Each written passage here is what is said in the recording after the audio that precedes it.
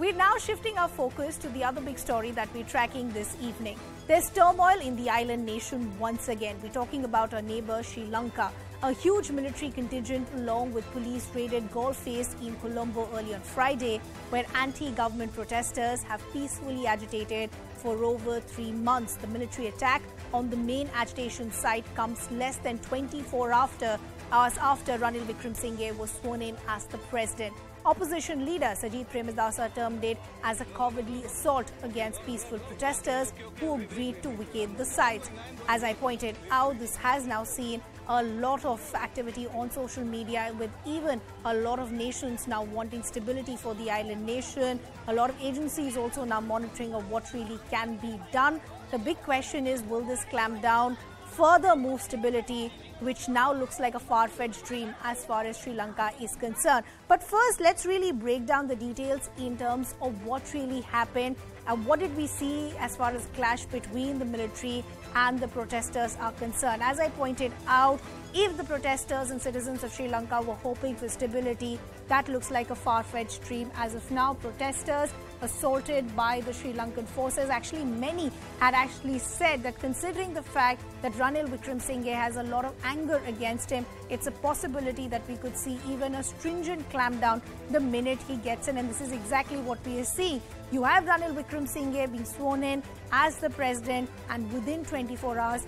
you see a massive clampdown on protesters. Police protesters clash in Colombo. All of this happened at the Galle Face. But the sad part is that these are protesters who in fact had agreed to vacate all the spaces. So then why are we seeing the use of force? That's again the question that is being raised. And the other question is, if you continue to use force, there is also a high possibility that these protesters will never want to go back. Protests will still continue. So then how will that ensure stability for Sri Lanka? And lastly, you also had protesters getting injured as far as these clashes are concerned. So what really is the future as far as the island nation is concerned? I'll take all those questions to our guests in just a bit. But first, let's take a look at this report.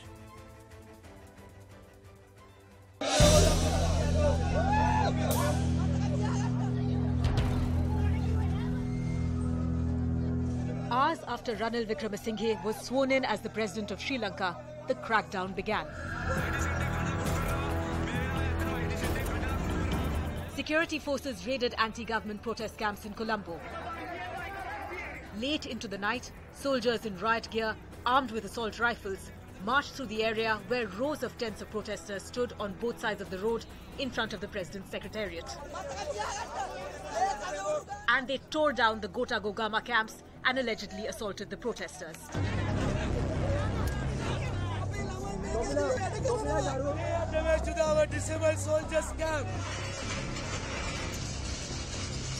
Entry to the Galle Face protest site in Colombo was blocked and barricaded by security personnel amid the late-night clampdown.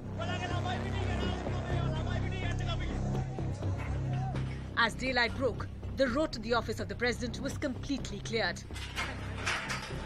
Security forces took control of the entire secretariat, which was recently stormed by thousands of protesters. जो borders के जवान हैं वो सड़कों पर उतर कर आ गए हैं और एक तरफ जो है ये प्रदर्शनकारी जो है वो लगातार यहाँ पर तैनात हैं। इनकी तरफ से लगातार नारेबाजी जो है की जा रही है। Protesters had feared a crackdown by Wickremesinghe, who is seen as an ally of the Rajapaksas.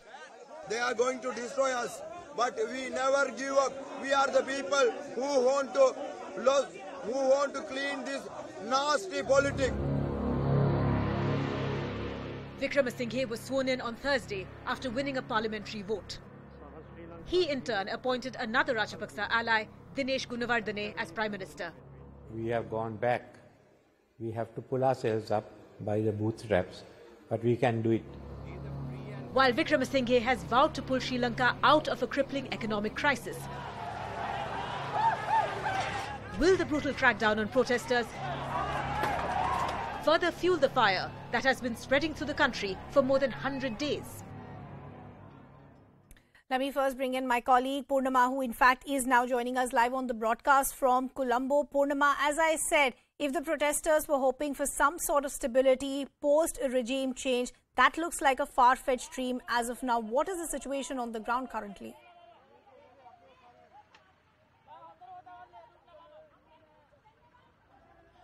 Well, this is a golf face where protests began on the 9th of April. It's more than 100 days, and now you can see that this place is completely deserted. It's only filled with police officers, the army officers, as well as the Air Force, and this is a scene right now.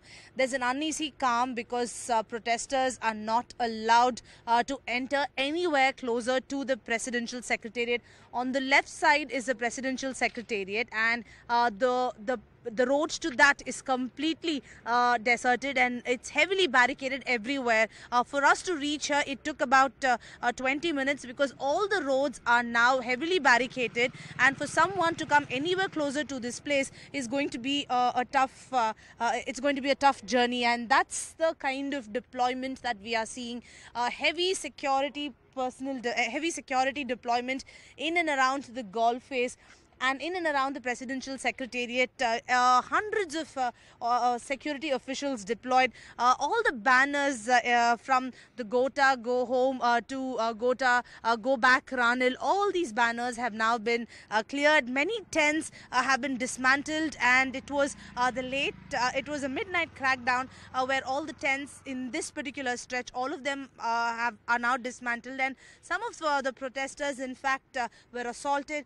Journalists who tried having a conversation with the military personnel, who tried to record videos, they were also assaulted. A lot of developments unfolded in the wee hours today, but at the moment there's an uneasy calm and heavy security deployment in and around the golf face, especially in and around the presidential secretariat. This is what you can see here, and heavy security deployment in and around the airport as well. But here, protesters, we are not able to find many protesters, and you can only find police deployment in this particular stretch. There are army trucks also on the other side. Heavy police deployment to ensure that protesters don't come anywhere closer to the presidential secretariat. And this was a midnight crackdown. Many protesters were assaulted. A few journalists were also assaulted, and right now no one can go beyond this particular barricade. All the roads that lead to the golf face are also heavily barricaded. Every vehicle is checked, and they allow only if you have a valid reason, and this is to ensure that protesters don't gather anywhere. Okay. But protesters on the other hand say that they are not going to back off, and they will continue to protest, and the anger directed towards Ranil is only increasing with more and more protesters who were assaulted late last night. The anger is only intensifying, and they are planning major protests in the coming days as well. That's exactly the question that I was getting to, because there was already a lot of anger against Ranil Wickremesinghe, and with the use of force, that's only going to amplify. So what is the plan of the protesters now in the days to come?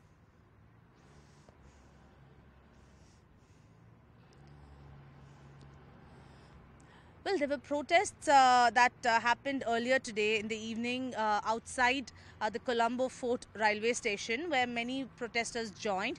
From there, they tried marching towards the golf face, but they were stopped. As I said, it's heavily barricaded everywhere, and it's very difficult for protesters to come anywhere closer to the presidential secretariat. However, protesters now say that on the 25th of July, they are going to have a massive rally against Ranil Wickremesinghe, and that's going to be the anti-government protests that for which they've invited all the citizens of Sri Lanka to come forward and join the rally that they have planned for the 25th of July. However, there's an uneasy calm here. Protesters still continue to protest everywhere, not just at the golf face. There's anger directed towards Ranil as well, and they say that because he is very close to the Rajapakshas, they are even as protesters promise that they will be calling off their protest and vacating this place by afternoon. Why was the need for a midnight crackdown? That's what protesters have been questioning. A lot of anger now towards Ranil, and it's only going to snowball in the coming days. Purnama.